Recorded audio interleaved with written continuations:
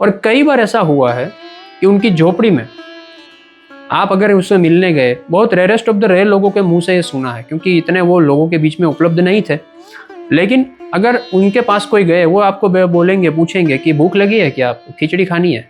अब आप देखोगे कि उनकी झोपड़ी इस कमरे से भी आधी है और वहां पे ना तो रसोई का सामान है ना तो कुछ है।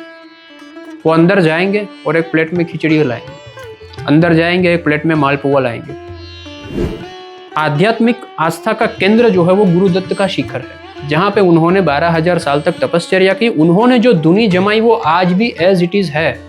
वहां पे अग्नि आज भी प्रज्वलित स्वतः होती है, ना ही किसी ईंधन की जरूरत है, ना ही उसमें घी डालने की जरूरत है, ना ही उसमें कुछ और माचिस डालने की जरूरत है।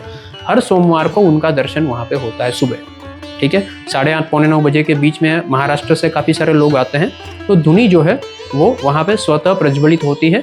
और जैसे ही आप हरिओम तत्सत जय गुरुदत्त का नाद लगाते हो, उसकी अग्नि और प्रज्वलित होती है। और मुझे सिर्फ इतना याद है कि कोई स्त्री जो थी, बूढ़ी औरत थी, उन्होंने मुझे अच्छे से खाना खिलाया, मैंने खाया और फिर मैं सो गया, और उसने ऐसे माथे पे हाथ रखा और बाद में मुझे कुछ याद नहीं है। जब मैं जागा हूँ तो मैं कहीं और जगह पे पड़ा, ना तो वो झोपड़ी है ना कोई स्त्री दिख रही है।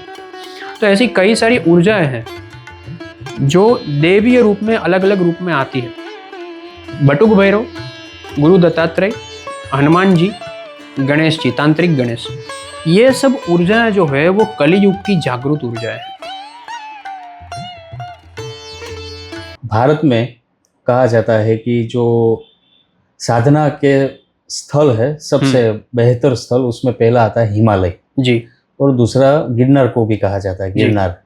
और आप तो बेसिकली वहाँ से बिलोंग करते हो, तो गिरनार के बारे में आपसे जानना है कि गिरनार के साथ काफ़ी चमत्कारिक बातें जुड़ी हुई है, ऊर्जा रिलेटेड बातें जुड़ी हुई है, सिद्ध संत वहाँ पे आज भी है, 400, 500, 1000 साल के, ऐसी बातें भी जुड़ी हुई है जी। तो गिरनार का महत्व आपसे थोड़ा समझना चाहते हैं। वैसे गिरनार को हिमालय का दादा भी कहा है, ठीक है, he is the grandfather of Himalaya. तो अगर आप कोई भी सिद्धात्मा या संत को देखोगे तो कहीं ना कहीं उनके जीवन में गिरनार का एक बहुत ही अच्छा प्रभाव रहा होगा।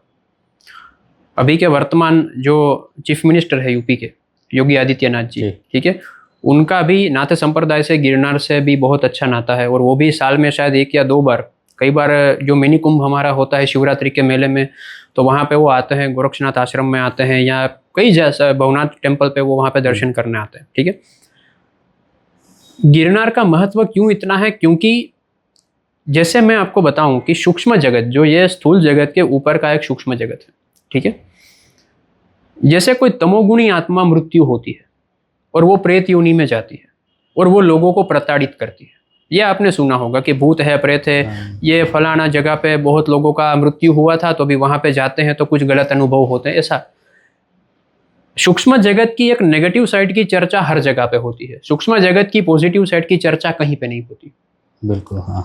जिस तरह से कोई तामसी व्यक्ति मृत्यु को प्राप्त होता है और मृत्यु पर्यंत वो प्रेत योनि में दूसरे लोगों को परेशान करता है, इसी तरह से कोई सत्वगुणी आत्मा अपनी साधना के पर्यंत अगर वो देह छोड़ता है, तो सत्वगुणी आत्मा के अंदर जो करुणा भाव होता है कि जैसी साधना मैंने की वैसी साधना अगर कोई और करता है तो उसे मैं सूक्ष्म जगत के माध्यम से मदद करूंगा, तो वो ऊर्जाएं लाखों करोड़ों की संख्या में गिरनार में है। समग्र विश्व की उत्पत्ति जो है वो ऊर्जा के पिंड से हुई, और ऊर्जा जो है वो वाइब्रेशन में परिवर्तित हुई, और वाइब्रेशन जो है वो फ्रीक्वेंसी में परिवर्तित हुआ, यह साइंस भी कहता है। उस जगह पे जितने भी लोगों के मंत्रोच्चार हुए, साधनाएं हुई, होम हवन तर्पण आदि का क्रम हुआ, उनके शब्द ब्रह्म के रूप में वाइब्रेशंस आज भी है। इसीलिए अगर कोई व्यक्ति तारापीठ में, कामाख्या में, हिमालय में, गिरनार में, ऐसी जगह पे जब साधना करता है तो वही गुरुमंडल की सिद्ध ऊर्जाएं उनको मदद करती है। तो अगर आप 10 लाख 15 लाख मंत्रों का अनुष्ठान घर पे करते हो, उसके बदले अगर आप 11,000 51,000 मंत्र का अनुष्ठान गिरनार में करते हो, तो ऊर्जा के और आपकी परिपक्वता के स्तर पे आपको बहुत बड़ा फर्क दिखता है। इसीलिए यह स्थानों का महत्व है। और जो प्रतीक जी कहा जाता है कि गिरनार के अंदर जी आज भी 1000 साल के, 500 साल के महात्मा सिद्ध है, वो साधना कर रहे हैं जी, लेकिन आम आदमी है उसको मतलब उस जगह पे ही नहीं जा सकते जी। तो ये पूरी बात क्या है, उस पर आपका क्या ओपिनियन है? सिद्धात्माओं के बारे में मैं आपको एक चीज कहूंगा कि अगर कोई व्यक्ति सिद्धात्मा है और वो सही में आपके सामने से आकर चला भी जाएगा तो आप उससे पहचान इसलिए नहीं पाओगे क्योंकि वो उन्हीं लोगों को विजिबल है, उन्हीं लोगों के सामने अपनी मूल रूप को प्रकट करते हैं जो उनके लिए लायक है। आज भी गिरनार में ऐसे लोग हैं, ऐसे सिद्धात्मा हैं जिनको 3-3, 4-4 जनरेशन से लोग देख रहे हैं। दादा ने भी देखा कि वही सिद्धात्मा उसी जगह पे उसी तरह से हैं, उसके बेटे ने भी देखा, उसके पोते ने भी देखा। ना तो उनकी उम्र का अंदाजा लगा सकते हैं हम, ना तो उनके कहाँ से आए हैं, कहाँ जा रहे हैं, कितनी उम्र के हैं, कौन सी साधना है, कुछ नहीं। और कई सारे साधु संत, खास करके नागा साधु, जानबूझ के ऐसी अवस्था में रहते हैं कि जो व्यक्ति माया से लिप्त है, जिसको अच्छा बुरा स्पृश्य अस्पृश्य का भेद है, वो उनके नजदीक जाएगा ही नहीं। एक मौनी बाबा करके थे और ज्यादातर वो मौन रहते थे, बहुत साल पहले की बात है, ठीक है। जितना भी कूड़ा कचरा प्लास्टिक का गंदगी जितनी भी होगी सब इकट्ठा करके अपने साथ रखेंगे, सब इकट्ठा करके साथ। वो सिद्धात्मा थे, वो मतलब अघोर थे। अघोर से भी ऊपर की अवस्था होती है ओगड़ होती है। ओगड़ के लिए अच्छा बुरा खाद्य अखाद्य कुछ नहीं होता है, ठीक है। उनके लिए हर चीज जो है वो शिवमयी है। तो उनके लिए अगर वो वेजिटेरियन है, नॉन वेजिटेरियन है, वो भेद में भी वो नहीं होता है, ठीक है।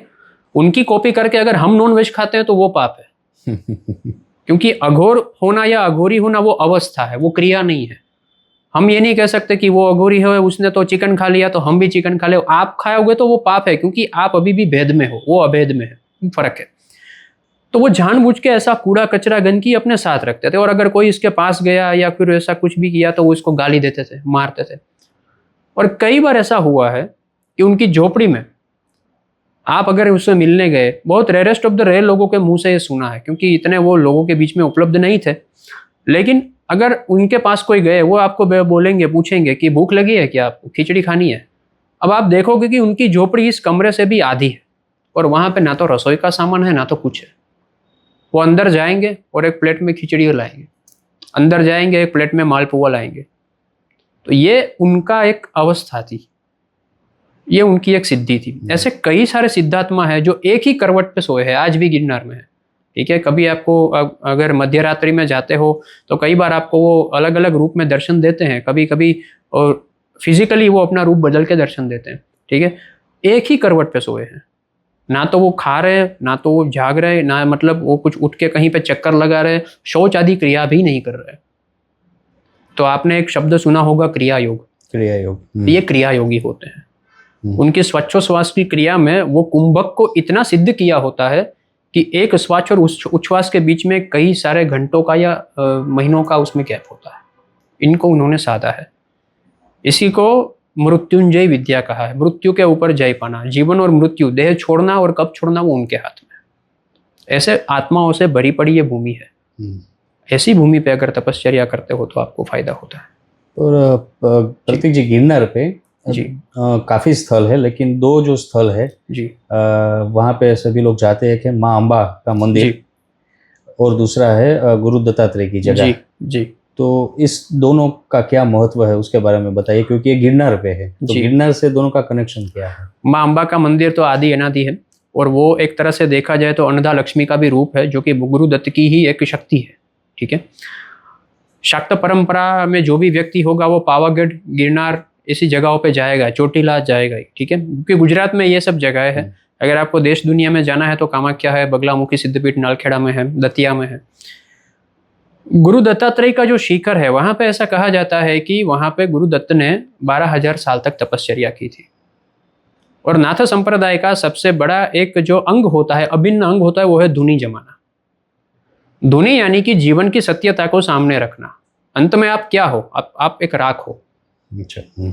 उस धुनी को सामने जगा के रखना, अलख धुनी जिसको बोलते हैं, ठीक है। उस धुनी को सामने जमा के रखना और उनकी साक्षी में ही सब साधनाएं करना। तो यहाँ पे एक आध्यात्मिक आस्था का केंद्र जो है वो गुरु दत्त का शिखर है, जहां पे उन्होंने 12,000 साल तक तपश्चर्या की। उन्होंने जो धुनी जमाई वो आज भी एज इट इज है। वहां पे अग्नि आज भी प्रज्वलित स्वतः होती है। ना ही किसी ईंधन की जरूरत है, ना ही उसमें घी डालने की जरूरत है, ना ही उसमें कुछ और माचिस डालने की जरूरत है। हर सोमवार को उनका दर्शन वहां पे होता है सुबह, ठीक है। 8:30 पौने 9 बजे के बीच में महाराष्ट्र से काफी सारे लोग आते हैं। तो धुनी जो है वो वहाँ पे स्वतः प्रज्वलित होती है, और जैसे ही आप हरिओम तत्सत जय गुरुदत्त का नाद लगाते हो उसकी अग्नि और प्रज्वलित होती है। अब वहाँ का कुछ कुछ चीज़ें जो है वो आपको समझनी चाहिए। एक तो वहाँ पे नाथ साधु रहते हैं, नाथ योगी रहते हैं। उन लोगों की दिनचर्या जो है वो ऐसी होती है कि दिन में 2 से 3 घंटे ही वो सोते हैं, बाकी वो लोक सेवा का कार्य करते हैं, क्योंकि अखंड भंडारा चलता है। भंडारा क्यों चलता है? क्योंकि गुरुदत्त का कथन है कि मैं 24 घंटे में एक बार किसी भी रूप में यहाँ पे खाना खाने आऊंगा, अतिथि के रूप में। वो गुरुदत्त को एक बार पोषित करने के लिए जीवन भर के लिए वो हर लोगों को खिला रहे हैं, क्योंकि किसी भी व्यक्ति के रूप में गुरुदत्त वहां पे आ सकते हैं, यह आस्था है। 9,999 सीढ़ियां है उसकी, वहां तक नेचुरल सोर्स ऑफ वाटर है, वहां पे पानी का स्त्राव है, आपको वहां पे पानी पीने को मिलेगा, पीने लायक पानी मिल जाएगा। ठीक है, इस जगह पे जाके कई सारे लोग साधना करते हैं, कई सारे लोग दर्शन करते हैं, उनकी भस्म को पाते हैं और जो है वो उसकी ऊर्जा का वो आत्मसात करते हैं। उनसे आगे जंगलों में जाके महाकाली टूक है और वो सिद्धपीठ है, वो जंगलों में जाया जाता है और काफी सारे लोग वहां तक नहीं जा पाते क्योंकि वहां पे सीढ़ियां नहीं है, कठिन है बहुत। कठिन इस तरह से है कि अगर आप रास्ता भूल गए तो वहां पे गूगल मैप भी काम नहीं करेगा। वहां पे आपको केवल और केवल उस व्यक्ति के साथ जा सकते हो जिनका वहां पे उसका थोड़ा जान पहचान उस रास्तों से है। ठीक है, क्योंकि वो झाड़ियों के बीच में से, पर्वतों के बीच में से होके जाता है। वो सिद्धपीठ है, महाकाली की जो टूक है वो सिद्धपीठ है। वहाँ पे जाके कई सारे लोग अनुष्ठान करते हैं, और आजकल तो ये व्लॉगिंग के ज़माने में कई सारे लोगों ने वहाँ पे जाकर वीडियोस भी डाले हैं, तो है। तो इस जगह का प्रभाव इस तरह से है। और मुझे कुछ कुछ साधकों से मिलना भी होता है जो गिरनार क्षेत्र में जाते हैं, साधना करते हैं जी। तो ऐसे एक्सपीरियंस बताए, जैसे कि आपने कहा ना कि 1-2 साधक ऐसे थे जंगल में खो गए थे जी, और फिर रास्ता ही नहीं मिल रहा था। आपने कहा वो गूगल मैप कुछ वहाँ पे वो चलता नहीं है, लेकिन थोड़ी देर में किसी स्वान की भसने की आवाज आई और वो ऐसा एरिया था कि भाई यहाँ पे कोई स्वान कैसे हो सकता है। जी जी। तो वो मतलब पहले दूर से आवाज सुनाई दी, फिर धीरे धीरे वो उस तरफ चलते गए तो स्वान मिला और स्वान फिर उसको देख के चलता गया और सीढ़ी तक लेके आया जी। तो ये उसको ऐसा लगा कि गुरु दत्तात्रेय का जो उसके पास स्वान रहते वो प्रसादी थी। तो मैं आपसे एक तो ये भी जानना चाहता हूँ कि आपने भी अगर ऐसे कोई प्रसंग सुने हैं ये भी हमें बताइए, या फिर आपके खुद के गिरनार क्षेत्र में कुछ खुद के जो है प्रसंग वो भी बताइए। ऐसे कई सारे प्रसंग है, कई सारे लोगों को। एक व्यक्ति का प्रसंग जो मैंने मतलब गिरनार में किसी संत के मुख से ही सुना है कि वो सुबह 3:30-4 बजे के आसपास वो चढ़ रहा था सीढ़ी और पैर उसका फिसल गया। अभी तो लाइट्स वगैरह है सीढ़ियों पे, लेकिन ये बहुत टाइम पहले की बात है। तो पैर फिसल गया तो वो थोड़ा लग गया उसे और बेहोश हो गया सीढ़ियों पे ही। ठीक है, और उसको इतना ही स्मृति है कि किसी ने उसको पकड़ा और उठा के लेके गया और बाकी उसको कोई स्मृति नहीं थी। जब वो जागा तो वो किसी कुटिया में था वहां पे, और किसी स्त्री जो थी एकदम से गरीब जैसी स्त्री जिसके एकदम फटे कपड़े, उन्होंने कहा कि तुम्हें कुछ खाना है क्या, भूख लगी है, तुम गिर गए थे, हम तुम्हें यहाँ पे उठा के लेके आए हैं। और ये व्यक्ति जो था वो एकदम से अचंभित रहा कि मतलब ये कैसे हो गया। उस स्त्री ने उसको कुछ खाना खिलाया और ये पोटैटो की सब्जी और खिचड़ी और कढ़ी वगैरह कुछ बना के खिलाया और उसे कहा कि थोड़ी देर के लिए सो जाओ, ठीक हो जाओगे। जब वो दूसरी बार निद्रा से जागा तो ना तो उसे कोई लगने का निशान था, ना तो उसे कोई ऐसी स्मृति थी कि मुझे यहाँ पे लगा है, कोई दुख रहा है। हालांकि वो बेहोश हो गया था तो जाहिर सी बात है कि एकदम से वो लगा होगा। ठीक है, मजे की बात यह है कि वो जिस झोपड़ी में सोया था वो झोपड़ी भी वहां पे नहीं थी। ये मैं कुछ आपको 30-40 साल पहले की बात कर रहा हूँ। ठीक है, और ये जो पूरा घटनाक्रम चला वो कुछ 5-6 घंटे का था, मध्य रात्रि से लेकर 9-10 बजे तक का। जब वो 10 बजे तक जागा तब वहां पे कुछ भी नहीं था। उन्होंने आजू बाजू किसी संत महात्माओं को पूछा कि यहाँ पे मैं गिर गया था और मुझे सिर्फ इतना याद है कि कोई स्त्री जो थी, बूढ़ी औरत थी, उन्होंने मुझे अच्छे से खाना खिलाया, मैंने खाया और फिर मैं सो गया और उसने ऐसे माथे पे हाथ रखा और बाद में मुझे कुछ याद नहीं है। जब मैं जागा हूँ तो मैं कहीं और जगह पे पड़ा हूँ, ना तो वो झोपड़ी है ना कोई स्त्री दिख रही है। तो ऐसी कई सारी ऊर्जाएं हैं जो देवीय रूप में, अलग अलग रूप में आती है। बटुक भैरव, गुरु दत्तात्रेय, हनुमान जी, गणेश जी, तांत्रिक गणेश, ये सब ऊर्जाएं जो है वो कलियुग की जागृत ऊर्जाएं हैं। भगवान परशुराम।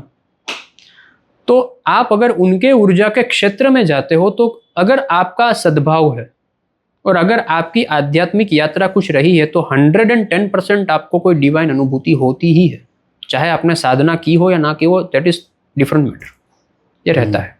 तो ये गिरनार के बारे में एक आखिरी प्रश्न पूछ जी। लेता हूँ कि कोई साधक है या प्रवासी है, लेकिन जी। उसके अंदर एक ऐसी खेवना है कि भाई मुझे कुछ कोई सिद्ध के दर्शन करने हैं, जी कुछ ऐसा एक्सपीरियंस करना है, तो जी। उसके लिए आप क्या कहना चाहेंगे?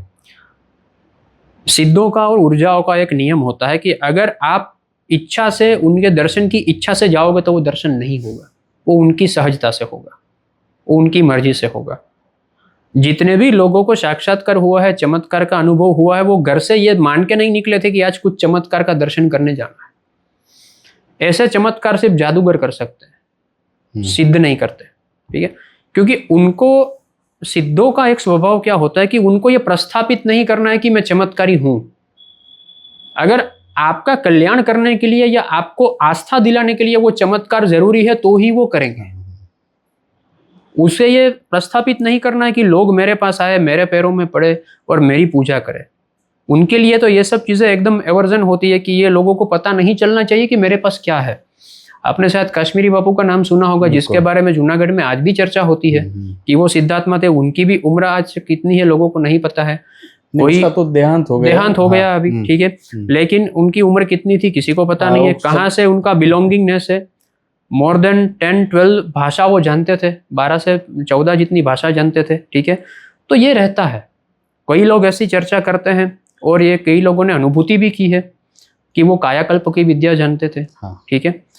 कई सारे लोगों ने वो अनुभूति की है, जैसे मैंने आपको पहले उदाहरण दिया कि वो पूछेंगे कि आपको कुछ खाना है और आप देख सकते हो कि उसकी जगह पे कुछ नहीं पड़ा है खाने का सामान, वो अंदर से कुछ ना कुछ डिश में लेके आएंगे, तो आपको लगेगा कि ये कहाँ से लेके आए। तो ये है, आज भी वहाँ पे ऐसी सिद्धात्माएं रहती हैं और ऐसे सिद्धात्मा जब मृत्यु हो जाती है, देह छोड़ते हैं, तो वो जगह को छोड़ के नहीं जाते। वो ऊर्जा के स्तर पे आज भी वहीं पे होते हैं। आज भी अगर उस जगह पे जाके आप साधना करते हो, अपना अनुष्ठान करते हो, तो आपको उसकी अनुभूति होती है। ये बात ऐसी है। एक प्रश्न इसमें भी निकला, वैसे आपने कहा ना कि भाई ये सिद्धि को जादूगरी से लोग आजकल जोड़ते हैं जी, तो चमत्कार से जोड़ते हैं जी। तो मैं मतलब सिद्धि के हिसाब से आपसे मतलब ये जानना चाहता हूँ कि आपने काफी आपकी साधना यात्रा है जी, तो अगर आप बता सके तो कोई ऐसे आप अगर किसी सिद्ध से मिले हो और कुछ ऐसे एक्सपीरियंस हुए हो, तो उससे क्या है कि हमारी भी जो श्रद्धा आस्था है वो भी बढ़ेगी। वैसे हमारी परंपरा में जो गुरु आदेश है वो यही है कि आपकी आध्यात्मिक अनुभूति, साधना के दौरान आपको हुई अनुभूति की चर्चा आपको कहीं पे भी नहीं करनी, और मेरे साधकों को भी वही है कि आप हमारे अलावा किसी से डिस्कस नहीं करोगे। लेकिन इतना मैं बेशक कह सकता हूँ कि सिद्धों के दर्शन हुए हैं, और एक बार नहीं, 2-3-4 बार, जब जब उनकी मर्जी हुई है तब तब हुए हैं। और ऐसा नहीं है कि हवा में कोई प्रकट हो गया। मैं जब ये कहता हूँ कि सिद्धों के दर्शन हुए हैं, तो ये इल्यूजन में मत पड़ना कि मैं कहीं पे बैठा था और जैसे भगवान दूरदर्शन में प्रकट होते हैं वैसे कहीं पे कोई आकृति आ गई। सिद्ध यानी कि they are living being till date, वो जिंदा है, वो इस देह में है और वो अपना कार्य कर रहे हैं। और हम देख सकते हैं कि हमारे सामने कोई तीसरा व्यक्ति बीमार पड़ा है और वो सिद्ध कुंजिका का पठन करते हैं, सिर्फ एक श्लोक का पठन करते हैं और उनकी बीमारी दूर करते हैं। या फिर किसी व्यक्ति के, एक हमारे साधक हैं, मतलब गुरु भाई है, वो तिब्बत साइड घूमने गए थे और वहाँ पे पूरा एक अपस्टेयर, मतलब एक अपवर्ड पूरा पर्वत था, ठीक है। तो वो चढ़ रहे थे और उनका पैर जो है वो थोड़ा फ्रैक्चर तो नहीं बोलते बट थोड़ा सा माइनर क्रैक आ गया। और तिब्बत में लामाओं की परंपरा चलती है, तो ये उनका अनुभव है जो उन्होंने कहा कि कोई साधु थे, मतलब उन्होंने उसे आश्रम में थोड़ा रखा कि गिर गए थे, तो उन्होंने कहीं पे किसी को भेजा कि भाई आजू बाजू में अगर कोई है, तो वहाँ पे लामाओं का निवास था, 3-4 लामा ही थे वहाँ पे रहते थे। तो उन्होंने कहा कि ठीक है, हमारे पास ज़्यादा कुछ होता नहीं है, लेकिन वो एक पर्टिकुलर टाइप का हनी, जो मध आता है हनी, वो कंज्यूम करते हैं, ठीक है। बाकी वहाँ पे खाने पीने के लिए ज़्यादा चीज़ें नहीं होती, और उनका जो भी क्यूर होता है, जो भी उसका बीमारी को ठीक करने का तरीका होता है, टोटली नेचर पे डिपेंडेंट होता है, या तो साधना पे या नेचर के उस पे, ठीक है। तो वो कहते हैं कि कोई वनस्पति का बहुत बड़ा पत्ता उन्होंने यहाँ पे हमारे घुटनों पे बांधा और 5 से 6 घंटे उसे सिर्फ इतना कहा कि पैर सीधा रख के सो जाओ। 6 घंटे बाद जब मैं जागा तो जैसे मेरा पैर जो था वो एकदम रिलैक्स नॉर्मल था, हालांकि उसमें क्रैक था। I was not able to walk even. मुझे 4 लोग ऐसे उठा के वहां पे लेके गए थे। मतलब टाइम लगता है उसको, टाइम लगता है। दे चैंटेड सम मंत्रास, उन्होंने कुछ मंत्र का वो कुछ 15-20 मिनट तक वो किया और वहां पे उन्होंने पत्ता बांधा और बोला कि अभी आपको नींद आ जाएगी, अब सो जाओ। और जब जागा तो जैसे कुछ था ही नहीं, उल्टा एक अच्छा एनर्जी का फ्लो उसके शरीर में था। लेकिन वो लामा जो है वो दरबार भर के ये नहीं कहते कि मेरे पास हर फ्रैक्चर वाले आ जाओ। फर्क ये है, समझे ना। गिरनार में ऐसे सिद्धात्मा मिले जिन्होंने सिद्ध कुंजिका के स्मरण मात्र से किसी का बुखार ठीक कर लिया। नीम करोली बाबा के बारे में ये कहा जाता है कि किसी कोई उसका विदेशी कोई भक्त था, उसे मिलने आया और उसको बुखार था, तो नीम करोली बाबा जो है वो कंबल ओढ़ के बैठते थे। तो उन्होंने कहा कि ये कंबल उड़ा दो उसे, और कंबल उठाया और थोड़ी देर के बाद कंबल वापस लिया तो बुखार जो था उसमें जितना भी टेम्परेचर था पूरा कंबल एकदम गर्म हो गया, लेकिन साधक ठीक हो गया। लेकिन सिद्ध लोगों की एक विवेक बुद्धि होती है कि इस सिद्धियों का वो उपयोग लोगों को दिखाने के लिए नहीं करते हैं, प्रदर्शन के लिए नहीं, कल्याण के लिए करते हैं। फिर नीम करोली बाबा ये नहीं कहेंगे कि हर कोई बुखार वाला व्यक्ति यहाँ पे आ जाओ और चढ़ा के ठीक होके चले जाओ। ये फर्क है। इसलिए मैं कई बार कहता हूँ कि आप साधक हो या जादूगर हो, वो आप डिसाइड कर लो। अगर जादू दिखाने आए हो तो आपकी साधना का बल क्षीण हो जाएगा, क्योंकि ये बैंक बैलेंस है। ठीक है, आपके पास अगर साधना का बल है, समझ लो 1 करोड़ रुपया बैंक में है, अगर हर रोज आप थोड़ा थोड़ा बांटते जाओगे लोगों को अचंभित करने के लिए, तो एक दिन खाली हो जाओगे। तो ये आपको अपने लिए बचा के रखना होता है।